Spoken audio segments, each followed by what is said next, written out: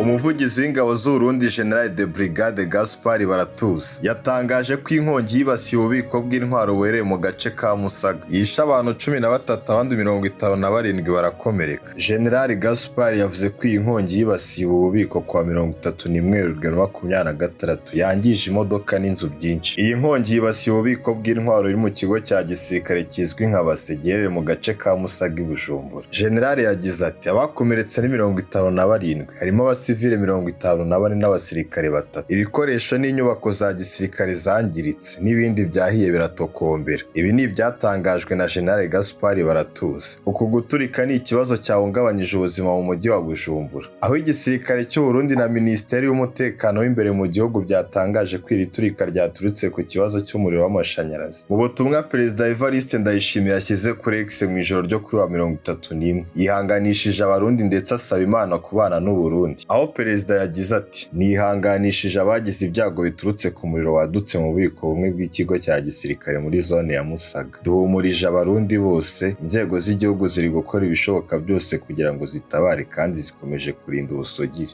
Imana irinde u Burundi. Yanaboneyeho gusaba abaturage gutuza no kwirinda kwegera aho byabereye mu gihe inzego z'ubutabazi zirimo gukora akazi kazo. Ibi biturika byateye ubwoba bwinshi abaturage, bamwe batangira gutekereza ko hashobora kuba hari kugeragezwa guhirika ubutegetsi bw'igihugu. Umuturage wari uri hafi yatangaje ko hari igisasu cyaguye hafi y'inyubako y'igitangazamakuru cya leta, bigatuma abantu barushaho kugira impungenge nyinshi. Amashusho yafashwe agaragaza umwotsi mwinshi umeze nk'igicu kinini uzamuka hejuru y'umujyi nijoro, ndetse n'inkongi z'umuriro zifite ikibatsi cyinshi. Hari n'amakuru avuga ko humvikanye amasasu yoroheje n'aremereye mu duce tumwe. Abaturage bamwe na bamwe bavuga ko amasasu ari guturika akagenda agwa mu ngo zabo, ndetse ko hari n'amadirishya amaze kumeneka bitewe n'ayo masasu. Iki gihugu kandi kimaze igihe gihanganye n'ibibazo bikomeye by'ubukungu, birimo ibura rya lisansi rimaze imyaka igera kuri 3 kuva Evariste Ndayishimiye yafata ubutegetsi muri 2020. Hano mu Burundi kandi hakomeje kuvuga ibibazo bigiye bitandukanye nk'ibura rya lisansi ndetse no guhohotera abantu bagiye batandukanye.